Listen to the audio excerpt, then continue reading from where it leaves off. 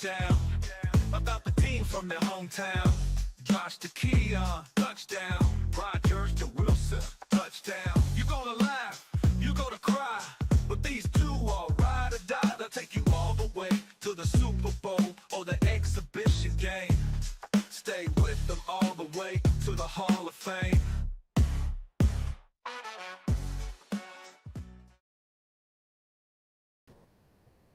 And welcome back to another edition of Official Word Sports. I'm Vince. I'm here with my co-host Stevie D. Stevie D, we've made it through 1 week of the playoffs. It was good. We talked about rapid reaction for my Bills, and you know that first quarter had me on the edge of the seat, and then I was able to sit back a little bit. But we talked about that on rapid reaction, right? So now the field is set as we hit to the divisional round. The Bills are going to be playing the Ravens. Ravens come in. It's going to be a cold one. It's going to be cold, awfully chilly. We have the Texans and the Chiefs. We'll talk about that one in a minute, right? If we go to the NFC side, a little different. And what I want to talk about, because you were there. You were there. I'm still there. I'm still there. Well, right, you're still there. So the Rams were displaced because of, just with the tragedy and Crazy. what's going on in California and with the fire. So the game was moved from SoFi Stadium and it moved out to Glendale in Arizona.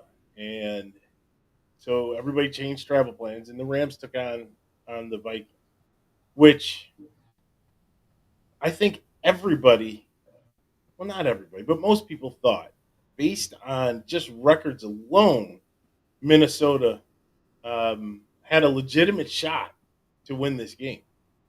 And what we saw, we talked about it yesterday, right? So again, so people know, me and Stevie D, we talk. We talk all the time. And it just was kind of a head scratcher, but maybe not. Maybe we had a little bit of insight when the Vikings played the Lions.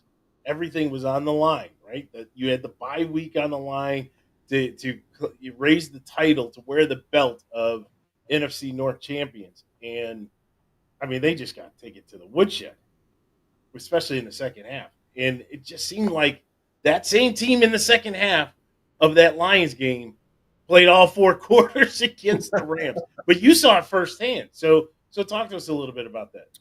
Yeah, it's one. So where I'm staying is literally right next to the stadium. So literally, I just walked out the hotel, walked across the street, and I'm in the parking lot. And literally within 4 minutes, you're inside the stadium, right? And so coming here, first of all, it was amazing to see the amount of Vikings and Rams fans. What's up, Rob? Hey, Rob. It was one. I don't see that every day. To see the fan bases coming into Arizona, they were everywhere, right? And so that was cool. They were at the hotel. The fans, they had a DJ getting the Rams fans ready to go into the stadium. So it was wild, to see all that pregame stuff and of course, I'm wearing Jet stuff, and people are like, the Jets. I said, yeah. I said, I'm for Sam, right? He's a former Jet. I'm rooting for the Vikings. Well, the Rams fans didn't like to hear that, but the Viking fans did, right? So anyway, you go into the stadium, you watch the game. First, I got to give the Cardinals a lot of credit to pull what they pulled off when their season was over. To get the call on Friday. They probably knew it was going to happen Wednesday or Thursday because the NFL has probably prepped them that, hey, we're 97% sure. You got to know, can you handle 80,000 fans, right? And then once they said we can handle 80,000 fans, they made the move, right? That place was packed. The food, the drink, everything that they had there. When the season's over, you sell all your product by the last game. That's it. Everything's gone. The stadium is empty of food because there's nobody there, right? So all that beer is gone, all that food. There is no restocking the shelves. To get all of that back in place, by the time you agree to do this, to have a game on Monday, that was ridiculously. They just worked miracles. But what they did was they really transformed the stadium for the Rams and the Rams fans. They had all their music, all that stuff. They had the trumpet players there live. Warren G was there. Exhibit played live at halftime. Warren G was playing during the commercial break. It was like all the music was built around their playlist that they have at their home games. It was cool to see how that all played out at the game. Now, getting to the game, with all that said, getting to the game, it was like you were shell shocked early. The Rams fans didn't know what the heck hit them. From the early turnover, I mean, in the blink of an eye, it was 10-0, and then it was 10-3, and then the fumble, the scoop and score fumble, and I think that was really the backbreaker at that point of the game when they did the scoop and score, because the Rams were really moving the ball with ease, where Sam and the offense just couldn't get it going. They couldn't establish anything really long term drives. Um, the pass rush got there. I thought there was some covered sacks in there. I mean, he got sacked 9 times altogether. I'd probably say 4 is on the line or 5 is on the line. 4 is on Sam for holding the ball too long. It just his throws were behind. They just didn't have any rhythm. Right now, what I lose watching it in person is you're at a game, you're talking to people, you're not in tune to every play. I'm sure people that were sitting at home watching it, I know we've talked about this, you've talked about play calling. So I couldn't necessarily say was everything on Sam. Could have the play calling been better from what's up, Greg? Uh, could the play calling been better? Right. So I rely on you on the TV. Um, if that's the case. Was it exposed? It's possible, right? Because he got sacked a lot. But I do believe the Vikings line is a little banged up. I don't think they're at full strength. But again, this is where I don't know if Sam is ready for that Well, pace. this is where we were debating. Yeah. This is where we were debating. And the national media were debating it too, right? Some people were coming out and defending Sam Darnold. And I'm one of those. I'm one of those. Do I think Sam is that top echelon quarterback? No, no. But I don't think that he was as bad as he looked. That offensive line, and just like Rob said, Glenn exposed it, and you mentioned some of the injuries. I mean, you start to add all that together. They and I'm going to throw another thing into the mix. I'm going to say Kevin O'Connell, and the offensive guru that he's supposed to be. Um, Really, it was a recipe for disaster because they were being blitzed. There were a lot of stunts that the offensive line was not able to handle. You had guys that were kind of backups, swing guys coming into different positions. They weren't ready for that. And when you have that, when you know that you have a gaping hole and there's a deficiency there, you can't go back to what you were doing when you were 100%. You have to be creative. And it just seemed time after time that they were playing Madden. That's what it felt like, right? Because in Madden, you have that one play and it works every single time, right? On rookie mode. If I call that play, I know my guy. And their play was just throw to Justin Jefferson.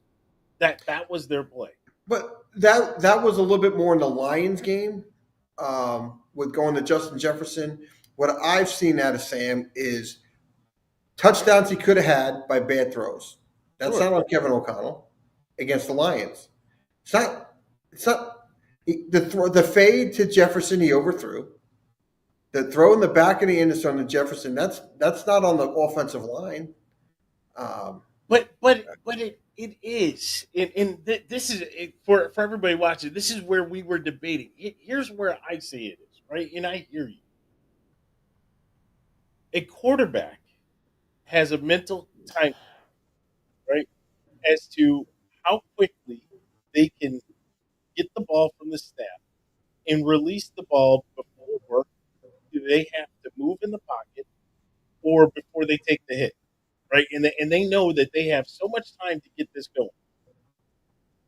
And when that clock is altered, then your mechanics are altered, right? And when your mechanics are altered, then you start seeing passes that are high or wide or whatever it may be. And so, as a byproduct of that offensive line, as a byproduct of maybe play calling because you're allowing the defensive coordinator to dictate what's happening, you had Sam that was very erratic, very erratic.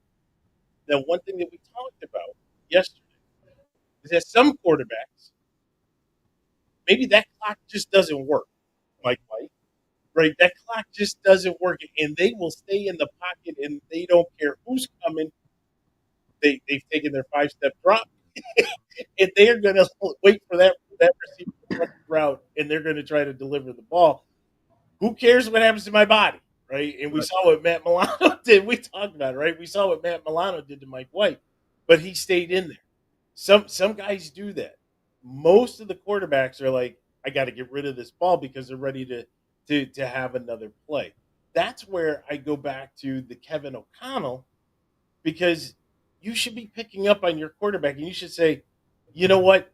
Let's focus on Hawkinson coming across on a drag, or let's get Addison on a drag. Let's throw it to Jones. Let's not always focus on waiting for Jefferson to get that leverage and get that advantage. Go ahead. It looks like you want to say something. Go ahead. Yeah, I think this is where we disagree a little bit. I'm not saying that Kevin O'Connell doesn't have blame, because I think the points you make are all valid points. I go back to players when the pressure is on, deliver. They can deliver under pass rush, right? And they can do it. So Sam goes 14-2, and then loses against the Lions to go 14-3. Has an awful game, sub 50% completion percentage. It's just an awful game against the Lions. And then you go into the playoff game. I don't think he had an awful game against the Rams. But if I am a GM and I'm looking to spend money, I can, in good faith, look at Sam Darnold in his last two games and say, this guy can take me to the promised land. Right. Because if you're signing the guy to, let's say, a $40 million or $50 million, because $50 million is now nothing in the NFL as a starting quarterback. That's like, okay, that's like top 9, 10, 11, 12 in the league, right? And so I look at it and say, is this guy with our roster, can he elevate our roster to that next level? I don't see it. I just don't. And I like Sam. I thought he got a raw deal with the Jets. We didn't give him any talent, any support. So I'm not killing him.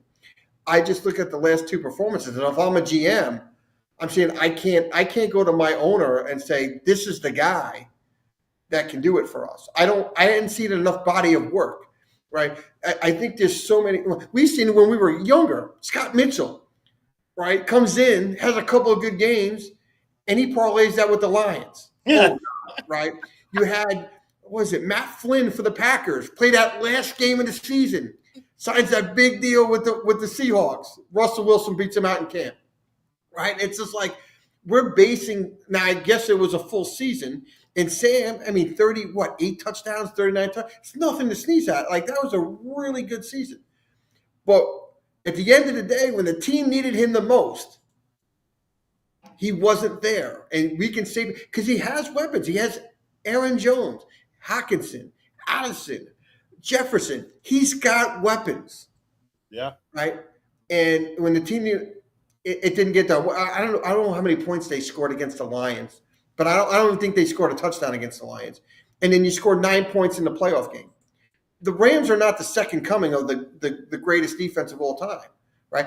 To Rob's point, right, Glenn could have exposed that, and they didn't make adjustments, during the game because they got exposed from the week before. I don't look him as a $50 million quarterback. Could I roll the dice on a 2-year, $30 million contract, $40 million contract in total? Yeah, but I I don't know. I don't see the big payday, and he didn't help himself. That's why I used that Juan Soto, analysis. I know it's a different sport.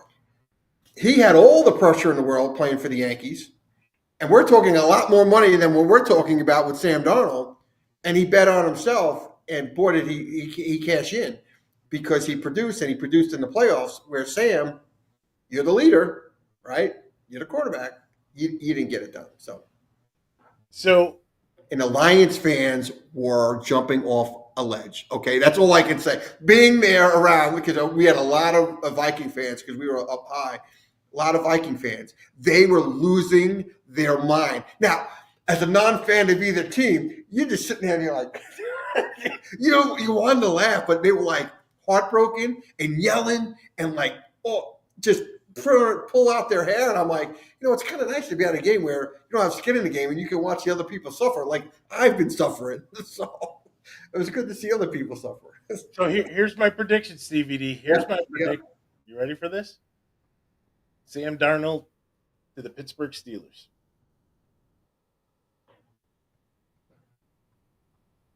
Be interesting. Sam would be a good fit for the Steelers. He's got to toughen up a little bit, but Tomlin will toughen him up. that's for sure. But he's going to give them a level of stability, and my feelings on Russell Wilson. Justin Fields did well while he was there, but Justin, it really long term, I can't see the Steelers going into it. Tomlin needs some stability. He's going to need to find a franchise quarterback, and Sam can give him a good 2-year bridge. He can make the throws. We know he can. The offensive line is decent, right? You have a good running game. It's always the quarterback's best friend, right? They're just going to need to figure out what they do at the receiver position. But yeah, I think that's the right fit for him. I think that's the right fit. Let Minnesota go off with J.J. McCarthy. Really screwing me on that second-round pick, by the way. Again, I want it to be known, if Minnesota was going to screw me out of my second-round pick and have such a good season, then just take it all the way and let's meet up at the exhibition game. But no, you want to do all of this winning, take my second-round pick, which was supposed to be a top 5 second-round pick. Now it's at the back end, so basically it's a third-round pick. Right? And then when it comes money time, then all of a sudden you're a no-show. Thank you, Minnesota. Thank you. I appreciate you. Finally, Sam giving us a gift. Yeah, he sure did. So Stevie D, when we look at again from the NFC side, you have the Lions and the Commanders, right? Doink, and it goes in for the Commanders. That didn't happen for the Chiefs. What? Let it go, man. You gotta let it go. So you have the Lions and Commanders. It's hard for me to pick against the Lions in this one. I just think they're a little bit more complete team than the Commanders. But Jaden Daniels, don't be a one-score game with under 30 seconds or under a minute to go. Right? The guy's got ice in his veins. Right. If we jump to the other side, you have the Eagles and the Rams. I very easily could see the Rams beating the Eagles in this one. The Rams are hot. Right? And then they just lost Nakobe Dean on the line there. The Eagles did. So, they're another guy down. So I wasn't overly – I have to admit I didn't watch a ton of the Eagles game, but I wasn't overly impressed with the Eagles. I thought the Packers really just didn't show more than the Eagles killed them, and then the Packers just fell apart position by position because they all got hurt. They were headhunting. They were absolutely headhunting. They took out wide receiver 2 because Watson was out. They took out wide receiver 2, wide receiver 3. I was like, who are you throwing to? Yeah. I mean, it wasn't even a fair fight. They just needed to stop it, right? The Packers should have just pulled a Roberto Duran and say no mas, because that was a bloodbath out there, and not to mention Jordan Love is already playing with a bum arm, right? Which goes back to the previous week. Did you really want to put your quarterback in jeopardy what did you get out of it? I mean, really, what did you get out of it? You got a quarterback that was struggling, and then the receivers. I really felt bad for those Yeah, guys. yeah. I really did. All right, let's flip over to the AFC side, Stevie D. When we look at the AFC, you have the Chiefs and the Texans.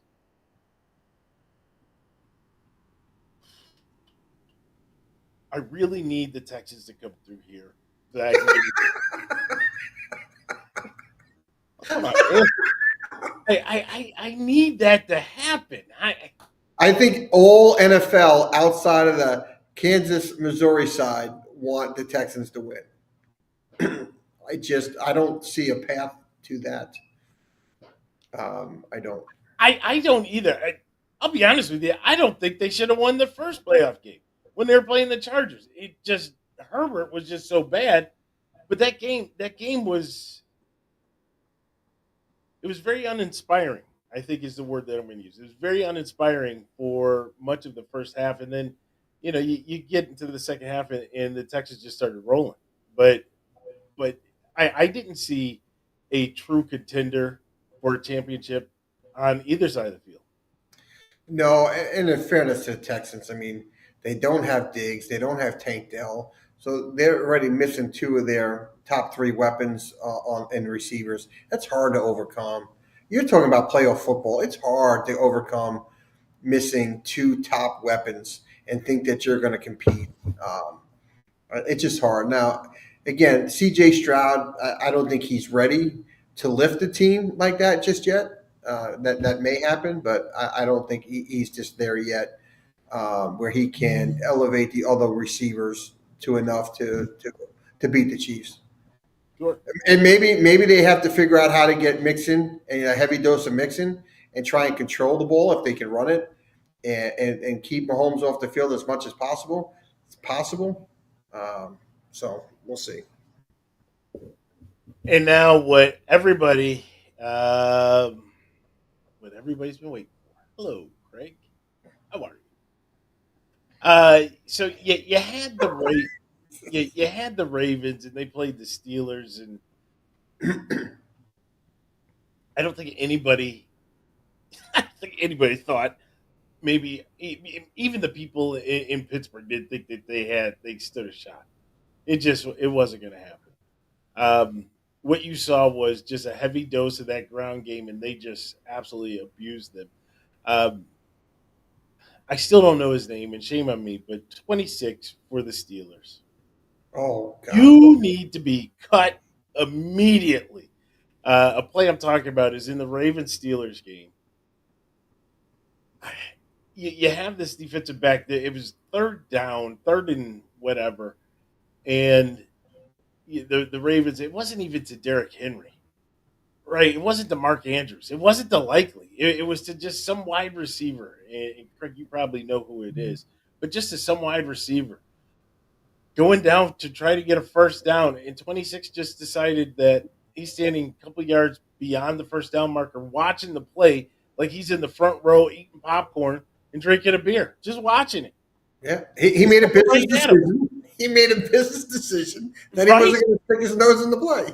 He had 3D glasses on, like, wow, these guys are coming right at me. Yeah, because you're supposed to make a tackle. And they give up the first down. I'm just thinking, this team is not in it, right? That is not a Mike Tomlin coach football player. Not at all. Not at all. But, that was just a microcosm of that game. And, looking at what Russell Wilson out there, and it just wasn't going to happen. But, if you want to practice against JV, then go ahead and practice against JV because now it's time to step up and play the varsity, right? Well, And go ahead. if you're a Ravens fan, you had to be excited about the first half of football. Had to be excited, right? They went up and down. They had almost 400 yards or whatever it was of total offense, 300 plus yards of total offense. But you know how we talk about you got to put them away? Yeah. You got to break the spirit. They didn't. And they let them hang. It was a two-score game. It's easy. They could have scored. The Steelers could have scored the start of the fourth quarter. Now, all of a sudden, it's a one-score game when they could have put them away. The offense was really nowhere to be found midway from the third quarter to the end, it just wasn't the same. Yeah, they rushed for 299 yards. I mean, it was unbelievable. I just didn't see. I didn't see enough out of the Ravens to really end that game. Yeah, Like and you guys broke. You break a spirit, right? You get to a point of the game, you want to break their will and let them know, no matter what you do, you'll never catch us, and we're but going to keep pulling I away. in fairness, they did. Even though the score wasn't indicative of breaking the spirit, they did. I mean, they just ran at will, Yes, wherever, they did. whenever, however, whoever. Right. They did 299 rushing yards in the NFL in an NFL game. It's pretty embarrassing for the other side that you allow 299. But they were one play away. Oh, hold on one second. See, Craig, I can be nice to you. Go ahead. They were one play away. One deep ball by Russell Wilson, a slip by a corner. Well, he still can kind of get the allow. Is that housekeeping coming in?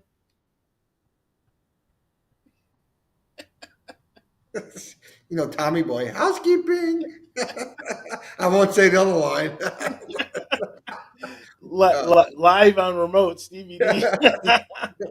Who in the world? But yet, my wife's gonna be like, "What?" Sorry, Mrs. D. Maybe I chose the wrong location to do it. But, I just you're one slip away, you're one defensive pass interference downfield, and next thing you know, it's like a 28-21 game, and it didn't happen. I thought for having 299 rushing game, it should have been a much bigger spread in the score. That's the way Yeah. I looked at it. So the heavyweight fight, right? The one that everybody's looking for. Sorry, Ken. Next week will not be the heavyweight fight. This is truly the heavyweight fight, right?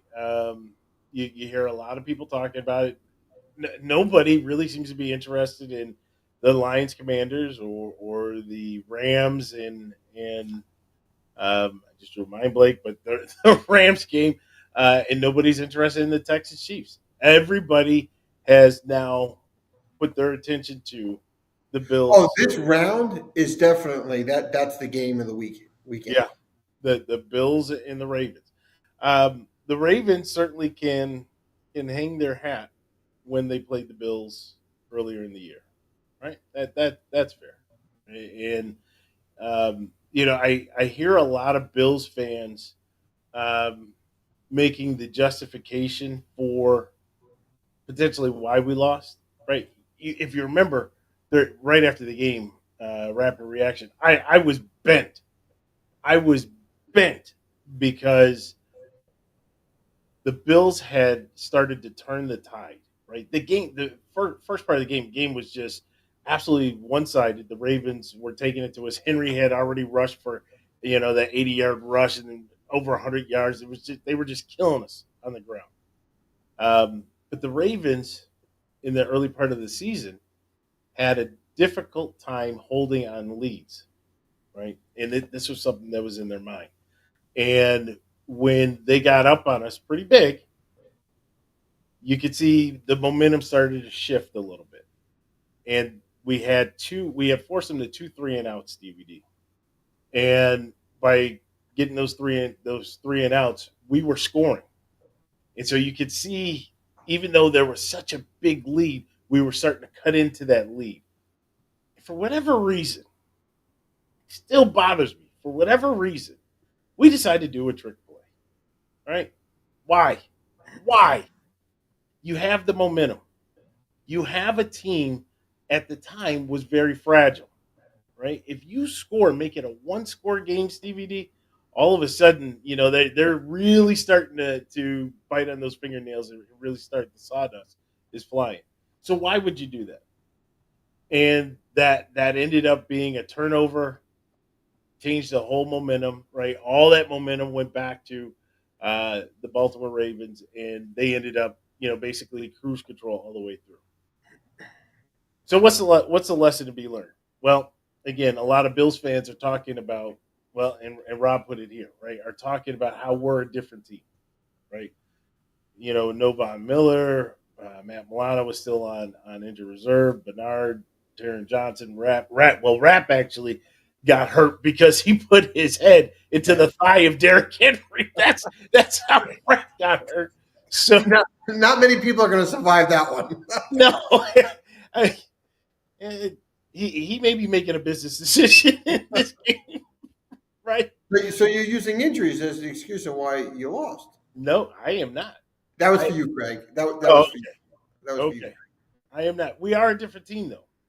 Sure. And where I think we are much stronger is you have Bernard, Dorian Williams, and Matt Milano.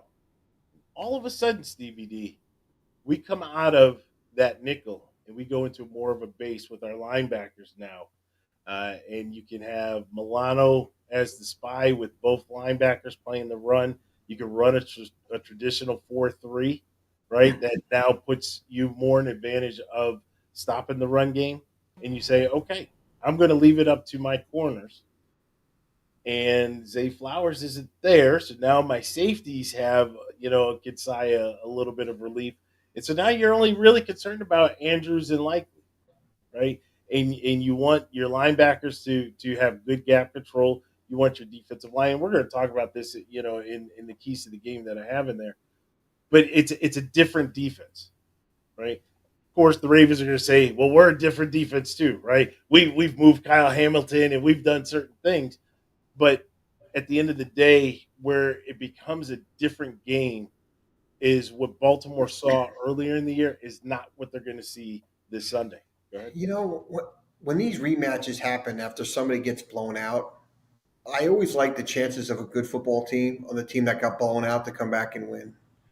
I think they play on a chip on their shoulder because that's not who they are in general.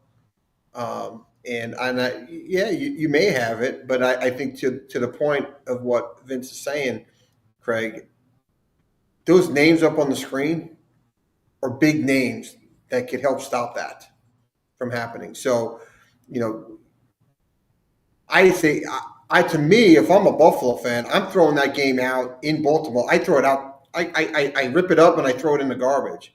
Right? We're going to learn from that, but we got our horses back on defense. Right? All those players that you mentioned are starters on your defense. That's a big deal, right? Your captain of your defense is now back. Yeah. Right? Bernard is a very, very good football player. And Johnson just seems to make plays. He just seems to make a play. He's there on a turnover. He just makes plays, and so he's a difference maker there. And so, that's what's great about the rematch. And you guys are at home, right? You're not in Baltimore. You're at home. I think the weather conditions favors you guys more than Buffalo than Baltimore. So the weather. So let's talk about the weather for this one, right? It's going to be cold, single digits, and I think they're predicting that there's going to be some snow off and on throughout the game. But when it's that cold, that ball is a rock. That ball is hard as a rock, which really does impact the passing game, right?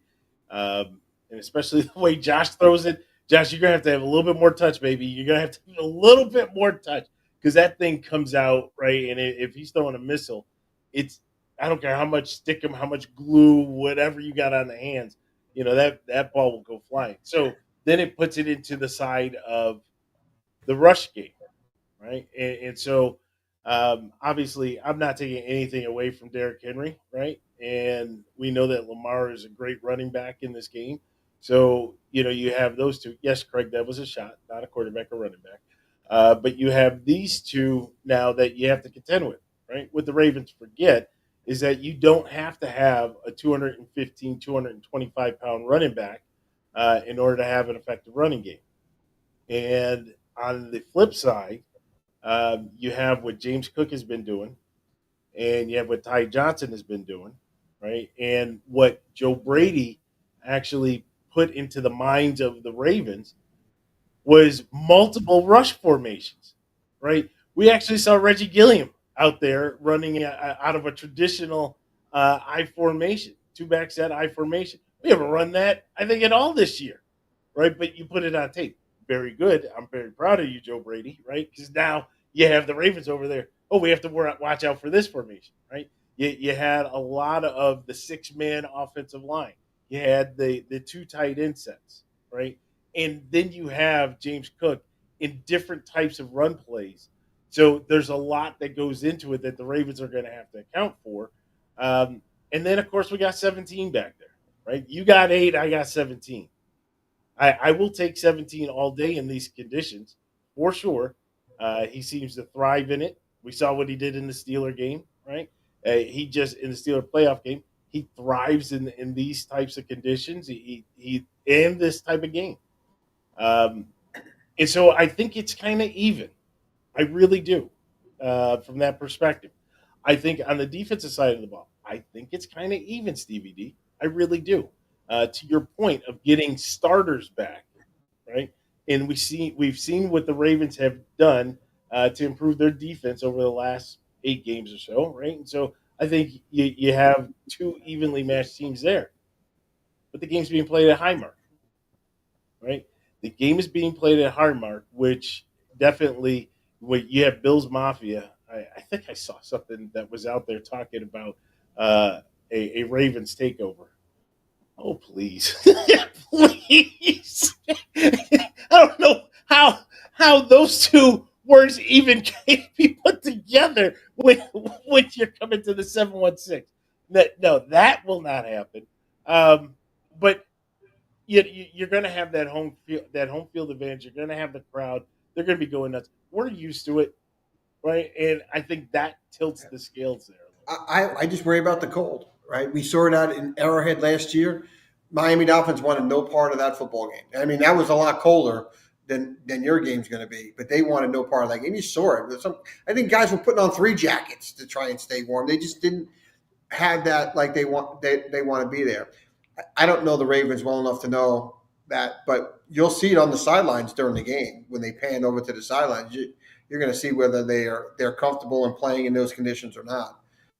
But I am excited for this game. I do think it's going to be a true heavyweight battle. bit. Yeah. And is it one of those who makes the first mistake that really propels the other team? Is it going to be a back and forth battle? Is it going to be a defensive battle because it's cold out? How does it affect the passing game? Is it going to be the Derrick Henry versus James Cook show? Um, I'm actually surprised that a Ravens fan has gone into the dictionary to look up a word. I didn't know you knew what the dictionary was. I'm just saying, you're saying ludicrous, unless you're talking about the weather. Luda, Luda. Stevie D, another call out that I want to make for this is just been the play of the offensive line for the Bills. Um, and specifically Spencer Brown and Deion Dawkins, the your two bookends, right? When you look at Spencer Brown, he is a nice story. He's an NFL story. Just looking at from where he was drafted, the everything he was coming through with the injury, um, and then just to see him kind of take off, right? And I'm loving it. He's starting to be well respected around the league. I like it because he has a little bit of an edge to him, right? You got Dion, who's got a little bit of an edge, but he's a lovable, happy-go-lucky guy, except for when it's Michael Clemens in him, right? But the lovable, happy-go-lucky guy. But then Spencer Brown, that's Josh's bodyguard. You better not touch Josh because Spencer Brown is coming. He doesn't care if it's 15 or 30 or 45. He's going to make sure that Josh is well protected. And I like that.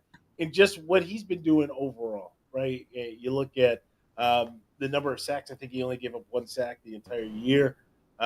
Just a phenomenal season. Again, two guys who have had great seasons, not recognized by the NFL, and certainly should definitely have had stronger considerations for All Pro or even for the Pro Bowls what they did. And speaking of the NFL, Stevie D, we've gotten into debates with regards to the MVP, right? And obviously, the Raven fans want to say that Lamar should get it. Um, he got that AP award, so okay, so that's fine. But let's look at what a former player had to say. Josh Allen in this race. I'm telling you, he's gotten more done with less equipment, and he has a better record right now. I want to talk to you guys because everybody's talking about the numbers Lamar put up this year, and Lamar has put up great numbers.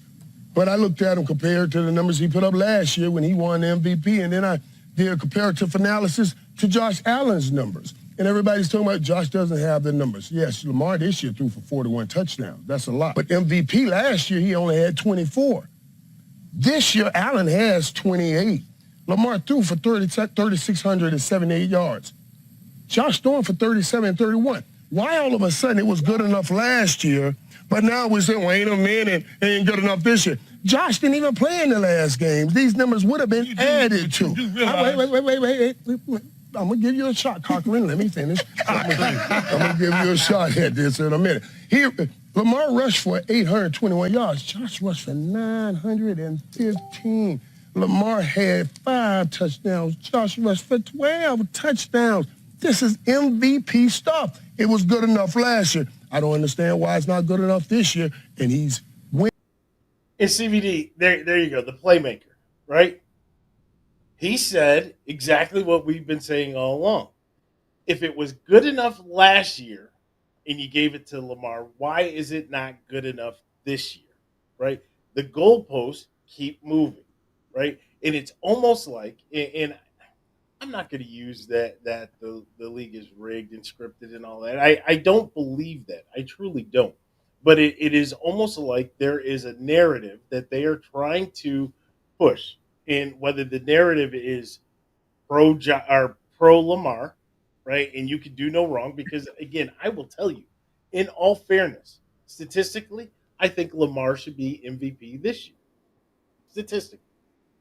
Last year, he wasn't even close to being MVP. He wasn't in our top 6. Now, who are we? But he wasn't in our top 6. I mean, who are we? Just, OW Sports. I don't have a vote, right? Boy, give me a pen and a pad and let me vote. And when you look at when he won it the other year, it wasn't an MVP season. People were wowed by, the second coming of Michael Vick is really what it was, right? Everybody loves them some Michael Vick, and they were just amazed by that. But if that's the premise that you're going off of, don't change it the next year, right? You said that because Josh and the Bills had this, they started out 6-5. You said, well, it's because of the record. Okay, fair enough. But we went on a run. Oh, well, it was too late that you went on the run, right? That's what you said. Oh, so they're giving out the MVP award by week 13. That's what they're saying because they said it was too. You did it too late, right? Then you said it was because of the interceptions and the turnovers. Look at where we are today, right? Look at where we are today. Just saying, you have a legitimate gripe, and I know I said last week on the show that I'm done with this MVP, which I am. I really am, because it bugs me that you see a narrative change based on a certain player or a certain team, right? It just changes. And maybe it's not as much pro Josh or pro Lamar. Maybe it's anti Buffalo, right? And I say this because being a Bills fan, we always feel slighted, right? And it just seems like other teams, other players get higher accolades when you have more deserving players from Buffalo, at least through our glasses, through our lenses. It seemed like we could never get on prime time. Could never get on prime. They said you had to be 8-8, right? You had to be at least a 500 team. We would be a 500 team, and we still wouldn't make Monday Night Football. Now, good. I'm glad we didn't because we were really bad, right? How we got there, but That's what they said, and we didn't get it. I know you and I, we used to talk. You used to wait for the schedule to come out, and we'd look, When I was a kid, all the time, and never all the there. time. I I, wanted certain people to call the game. Didn't get it. Right? exactly. That's what you want. That's You all just you wanted want. your recognition on prime time. Even if the guys were lying about your team, it was just you wanted to hear your team being talked about in front of the world. Exactly. That's exactly right. And I think as a Bills fan, that we want the recognition for what Josh has done for the last 4 or 5 years. When Josh came into the league, they said he wasn't going to make it. Right? uh, Josh Rosen was better than Josh Allen. They said we got the wrong Josh. They said Josh had no accuracy. They said Josh, was coming from Wyoming and little school and all that. Wasn't ready for the big stage. And then his first season playing hero ball and all of that, right, really took a big hit.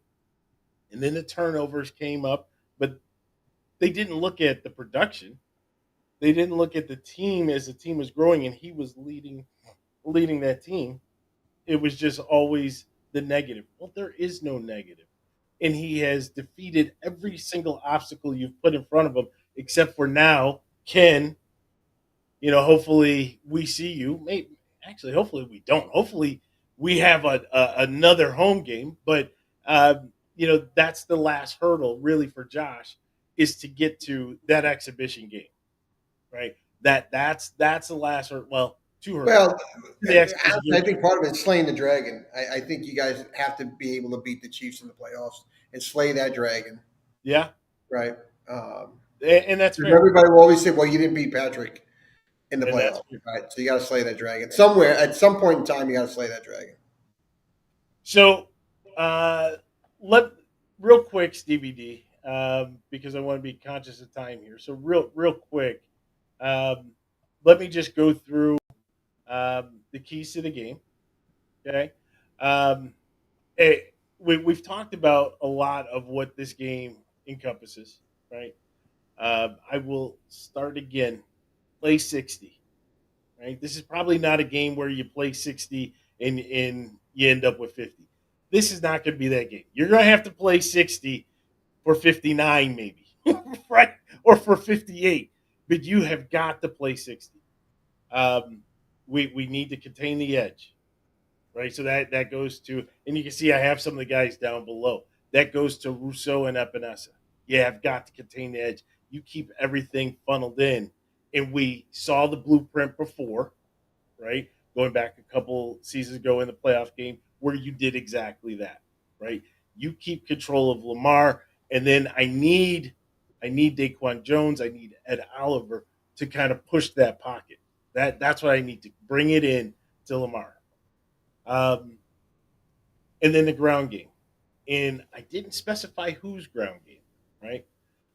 But it's actually twofold. Again, I need my I need my defensive line and my front seven to control the Ravens' rushing attack. Gap control.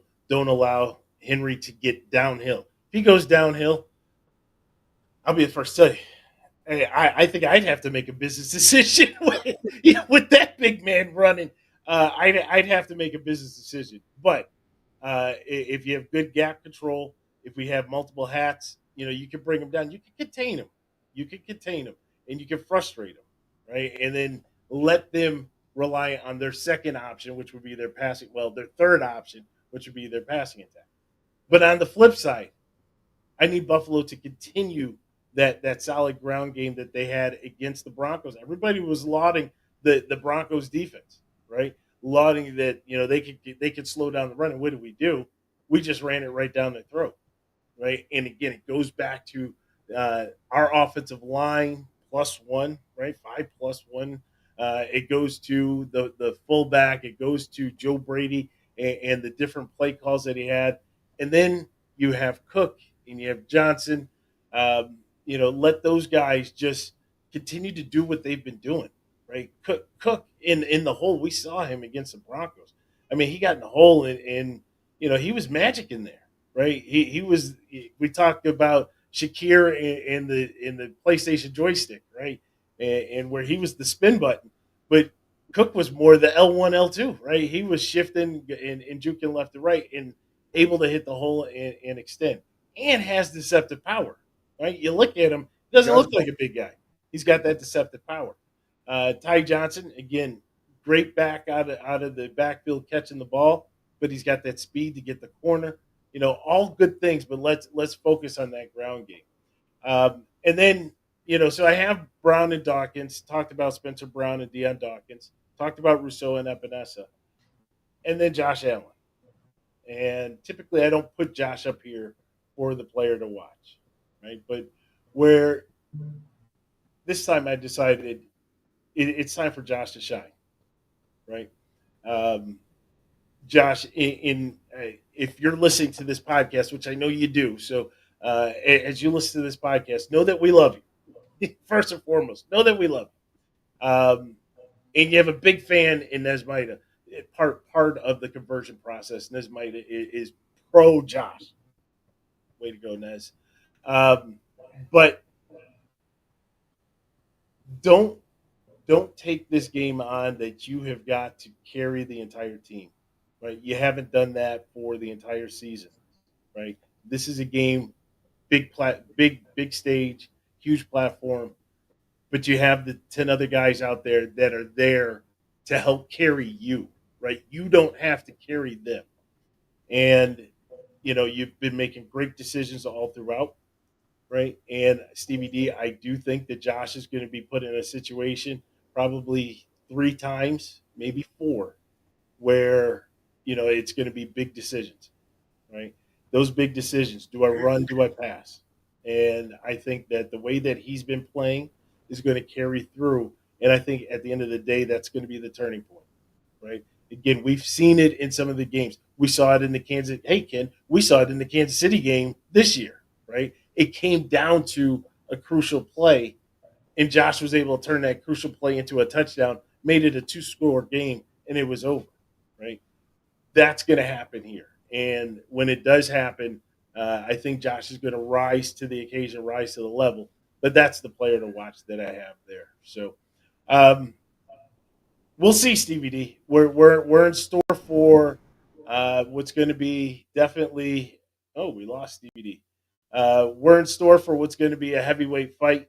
Hey, if you didn't know, Stevie D is on the road, and so having some connectivity issues that we thought that we had kind of worked through. So hopefully, he'll come back before the end of the show. But really, what we wanted to talk about was going to be, um, the last week of the oh, last week of the season 4. Um, you start looking at the coaches, right? And so what's happening with the coaches around the league? And the one that I really wanted to bring up. Oh, and he's back. Hey, Stevie D. So one of the things that as we get ready to close the show, we want to talk about the coaches, right? And as we talk about the coaches in the league, so you have Mike Tomlin coming off of, I'm going to say it's an embarrassing loss to the Ravens, right?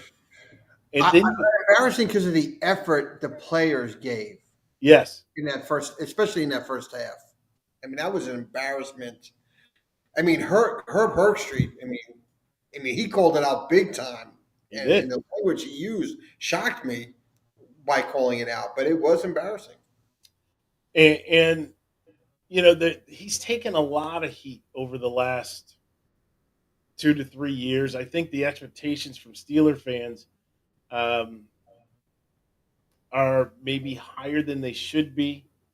But I also don't think that the Steelers front office has really done a great job. And is that Tomlin's fault? It could be. Um, but you had an old Ben Roethlisberger, and you never really had a good transition plan in place. And now you're scrambling, whether it I, be a Trubisky. Go ahead. yeah, in fairness to the Steelers org, when you're winning, it's hard to get that replacement. It's hard sometimes to find that replacement at the certain parts of the draft where you can draft them. Sure. Um, I do think that the Steelers are used to winning, and I think Tomlin is getting a lot out of that roster. And if people don't realize, because you get blinded by all the winning, not necessarily winning Super Bowls, but you're always in the playoffs. You think, oh, we can win it. The reality is you haven't had a quarterback to win with.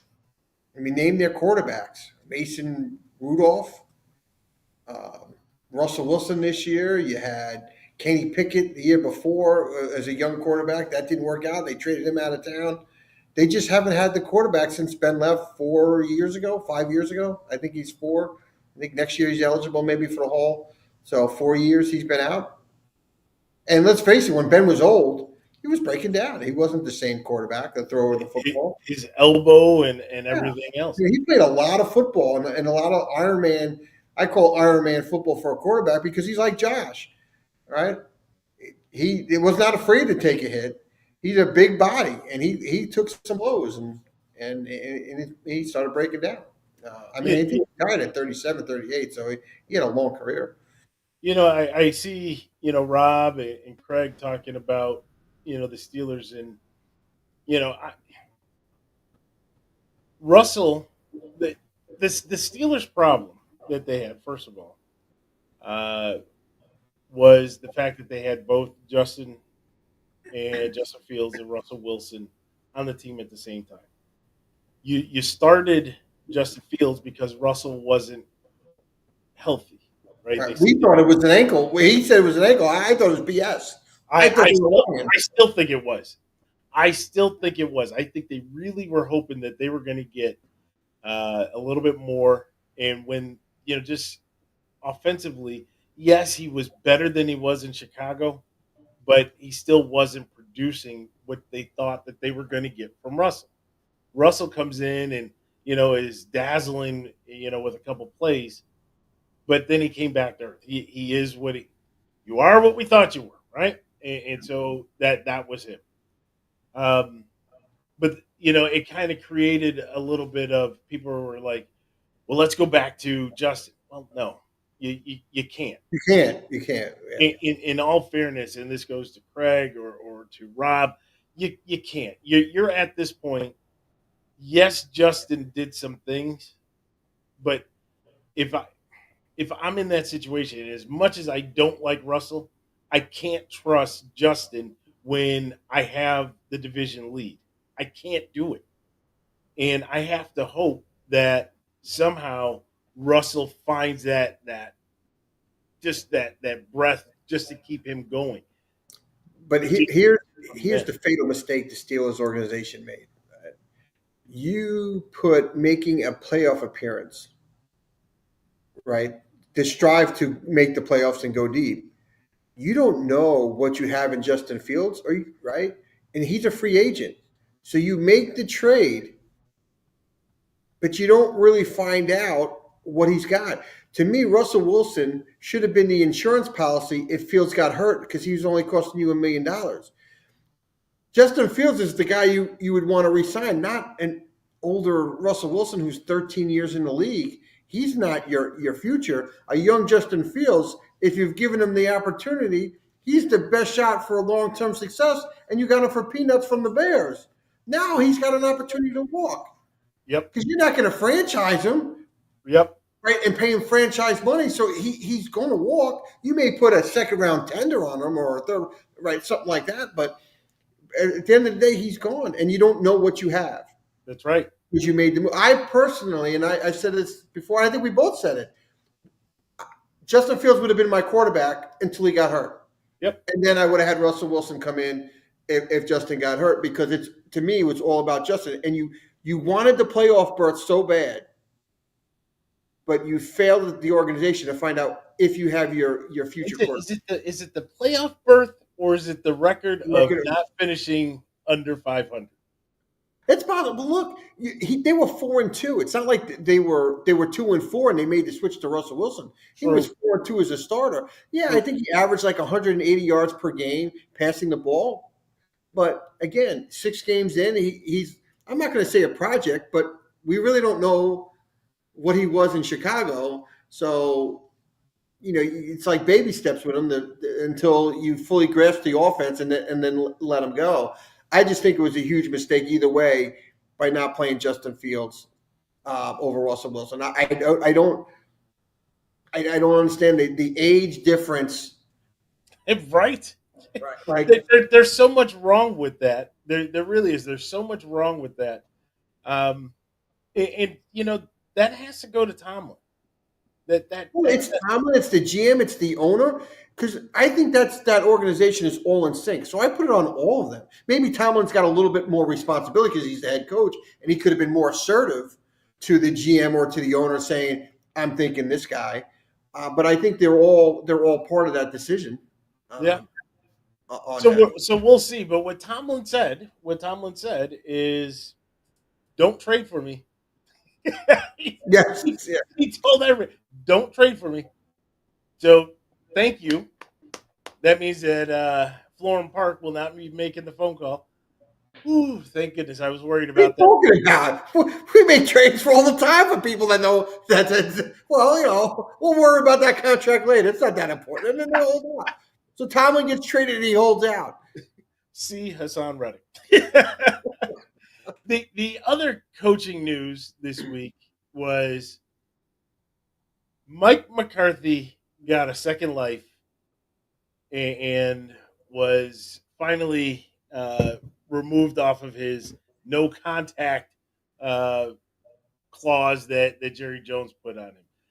Stevie D, we talked about this before, right? I don't think there was any way possible, unless McCarthy was going to break the bank, that he would have even given any notion to staying in Dallas, especially what Jerry really has done to him and against him, right? You had the end of the regular season where all coaches who season was over had the ability to kind of talk to, if you were no longer under contract, to be able to talk to other teams. You had the leg up. And Jerry put him behind the eight ball, saying you have to wait a week. While the Bears where McCarthy is talked to, right? But the Bears and some of the others had a chance to talk to everybody else. Go ahead. It's like this organization. It truly is one of a kind. I was trying to think of a different word. You have superstars in CD Lamb and Dak Prescott, and you forced a holdout because you want the upper hand. Then you're doing the same thing with McCarthy. Of you had to know this is the coach you want. You knew the hand that was dealt to Mike McCarthy once Dak Prescott got hurt. Right? What was their backup? Rush. Rush is their backup quarterback. I forget the guy's name. I think it was Rush or something. Right? You didn't know he wasn't going to lead you to the promised land, into the playoffs. Wait, whoa. Number 3 in your program, number one in your heart, Trey Lance. Okay, even better, Trey Lance. So at some point you had to know, okay, this season's lost. We're not winning a Super Bowl with our stud quarterback not playing. How this got even to this point is beyond comprehension. This is the best thing to happen to Mike McCarthy. Now, if he lands somewhere else, great. If he doesn't, I guess maybe it's not the best thing that ever happened to him. But to get out of that craziness of Dallas, because if I'm Mike McCarthy, why would I want back? In all fairness, why would you want back? No. You sabotaged my whole season before it even started with the contracts. And you cost me more money on the salary cap by doing what you did. So in a blind, sometimes they say you get let go, right, from a job or something, and then you land somewhere else, and you're like, wow, I landed better than where I was before. And that's what's going to happen with Mike McCarthy. He's going to land somewhere better. That grass is going to be definitely greener.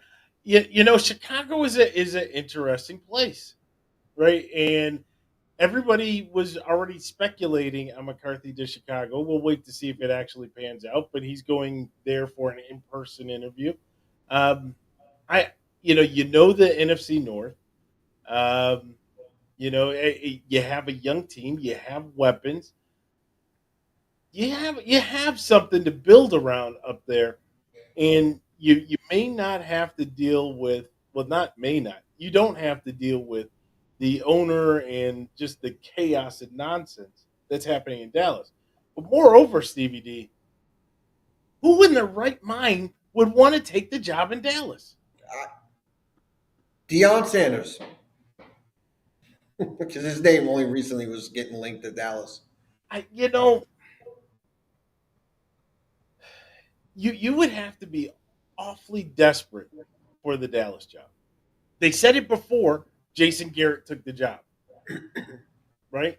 Um, who was the other guy? Dave Campo. Dave Campo had it before, right? These are guys that were desperate to get a head coaching job. McCarthy took it, and he wasn't desperate. They just said things were going to be different, and really things weren't different, right? You put lipstick on a pig, it was still a pig. Um, if I'm Dion, I know I want a shot in the NFL. I know Jerry likes me, but at the end of the day, Jerry is still Jerry. And until Jerry gives up day to day control and keeps making just asinine decisions, I don't want any part of a head coaching job for the Dallas Cowboys. I don't want any of it.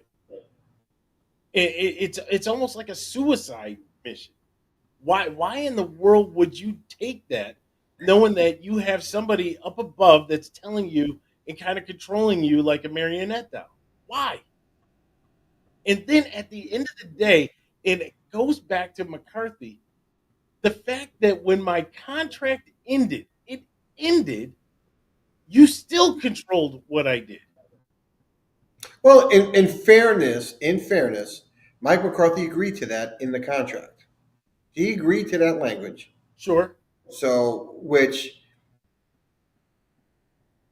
why would you do it? I guess he just wanted the Dallas job, so he just accepted that as the way it needs. Maybe he thought it was never going to get there. Who reads contracts? Just sign here. Jerry probably had it covered up. Don't worry. Don't worry about. No, we'll get you the revised copy in a couple of days. Just sign here. Don't worry about Section 34, Clause A. And then after McCarthy, You're right. It's such a dysfunction over there. Why would you want to be there? Why? Why do that to yourself?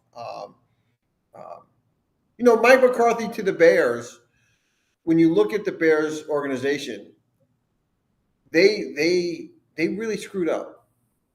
They really screwed up because you had to know Matt Eberflus was not the answer at the end of last year, and you allowed him to keep his job with a rookie quarterback in that offense. And now this kid is going to have to learn a new offense when it should never have come to that. Should never have come to that. Eberflus deserved to be fired. I don't care that he went on a little winning streak at the end of the year. It didn't erase all the poor job that he did before. And I give him it. He's a salesman. He sold himself to stay on one more year. And to me, that was the biggest backfire in the offseason of coaches that kept their job. yeah, Should have been gone. Because there was a stretch of games last year that everybody was scratching their head like, what are you doing as a coach? Like, these are bad decisions you're making week after week after week. There was like a 4-game stretch there towards the middle, a little bit past the middle of the season. At the middle of the season, you're scratching your head like weeks, 8, 9, and 10, and week 11. Like, how is this guy still employed? Like, we all thought he was going to get fired on the flight home because he was so terrible at that point, and they retained him. Just horrible. So just when I thought my Jets were so dysfunctional, you got teams like the Bears and the Browns that make me feel not so bad. So, Stevie D, that's going to wrap this one up. Big game this Sunday 6:30.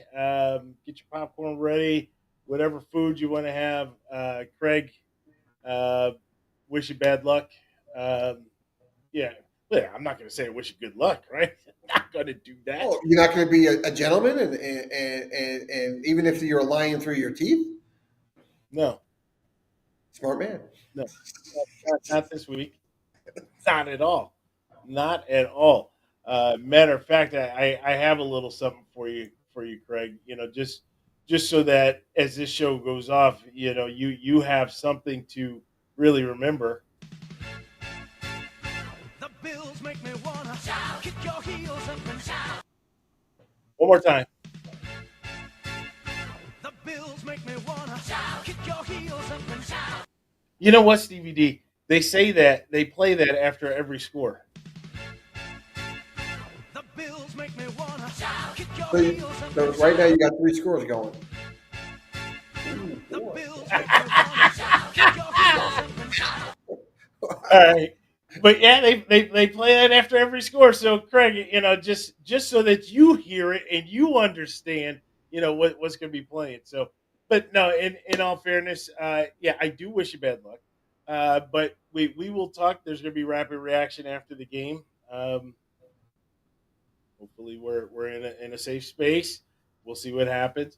But certainly appreciate everybody who helped to chime in and continue to make this podcast what it is. Stevie D, you're about to head to do a little golfing here, right? I got a tip for you, Stevie D. As you're lining up your putt, Right. tilt your hands a little forward, all right? And as you come through the ball, it'll give you a nice smooth roll of that ball. Okay? I'm going to go in there as a professional. That tip came from one BJ Singh. So So I'm going to take that tip all Yeah. the way to the bank. Yep. So, you run with that. I think you got a shot. Also, stay away from any of the liquid libations. Right. Let everybody else get sauced up. Yeah. Oh, you're good. And then take the card, and then you can say, look what I did. So it's all about being a champion, right? Doesn't matter what it is. Celebrate afterwards, but enjoy yourself. Have a good time. Enjoy what's left of Arizona, that warm weather, because we know that you'll be heading back. With a pile of snow on the ground. Waiting for you. But no, I appreciated the show. Thanks for being able to make some time being on the road. Thank you very much. So to everybody out there, thanks for tuning in. For my co-host Stevie D, I'm Vince, and we'll talk to you soon.